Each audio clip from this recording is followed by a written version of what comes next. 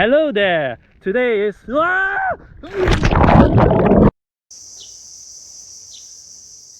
Hello there! What a beautiful sight to start the morning. On today's schedule, I'll be visiting the most beautiful island of the west coast of Sabah, and later in the evening, taking a boat ride to see the proboscis monkey as well as firefly spotting later in the night. The day begins when everyone arrives at the jetty and ready up for the usual check-in and other stuff. Once we were branded like a COVID patient, we boarded the rather cozy boat and set out into the big blue sea. The islands I'm going today is the Mantanani Islands, which is roughly 40 minutes from where I left. The name Mantanani is actually a combination of two words from the Ubian word Manta, means blanket, and Nani, the name of the mighty man who fought the enemies that owned the blanket. The Mantanani Islands are made of 3 islands. The largest island, which is the one we are heading now, is called the Mantanani Besar. The other 2 are known as Mantanani Kecil and Lungisan. The islands are popular for its emerald green water, recreational diving, the appearance of dugong, plus a large contingent of local birds that is heaven for bird watchers. Since the island is rather far out, alone in the middle of nowhere, the waves are rather rough and those who are easily seasick should take precaution or chunk down a couple whiskey before departure. In a clear day such as today, you can see the majestic Mount Kinabalu greeting us with its magnificent view. After enduring being tossed around by the bumpy waves, we arrive safely at the island, which greets us with the white soft sands and relaxing sound of the waves. As this resort was opened recently, we were lucky to be the first one to come here and enjoy the relatively secluded atmosphere.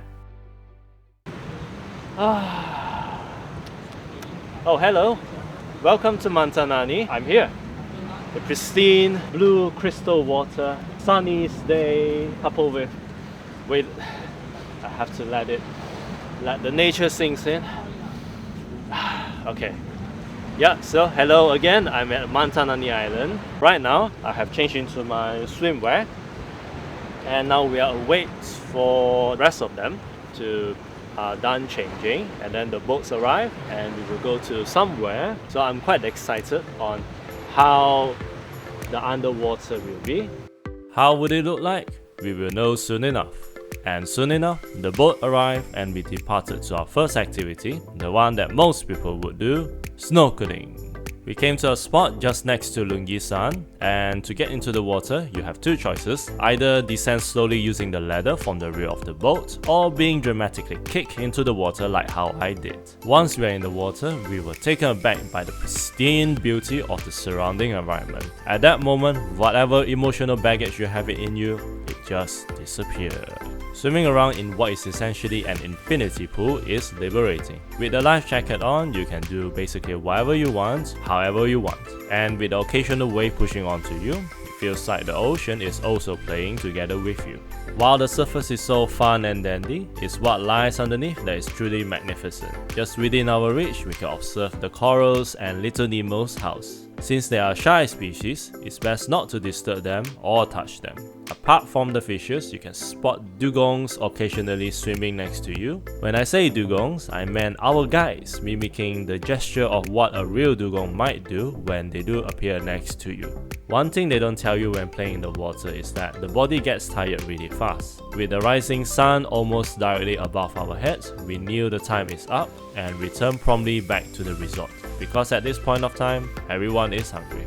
After a quick and fulfilling lunch, we went to what appears to be a sand island popping up in the middle of the ocean. But at a closer look, it's not what it seems to be. You see this? This is a coral, or more precisely, a dead coral. And what do you get when you have billions of these? Well, look around me. This is what you get. Artificial islands, not made from sand, but dead corals. From afar, it looks like a natural sandbank, just like that one over there. But don't be fooled, it's exactly the same as this. It's kind of sad actually, that corals were supposed to be innocent, beautiful, and... beautiful? Alright. At the end of the day, this is part of nature, the cycle of life. whether you like it or not. But one thing which is frightening is that the reason why the corals reach their expiry date rather quickly is partly due to the increasing human activities around the island, which is ironic since the more we come here to appreciate the beauty, the more the corals will suffer. Soon afterwards, we returned to the resort for a proper rest, as we were mostly busy the whole morning. Having a downtime like this was a nice change of pace, and at the same time, waiting for the return boat to pick us up for the second part of our journey. Right, now I'm back to the starting jetty. Very tired, possibly sunburned. Maybe, or maybe I'll know by tomorrow. But never mind, it's time for high tea. Donut, kuih dadar, which is coconut pandan with Malacca sugar. It's sweet, fragrant, and tastes like coconut with some sugar. The last one is a deep fried green beans. They molded up and then they cover with flour and some turmeric, and then they sort of not deep fry it, they just like bake it to some extent.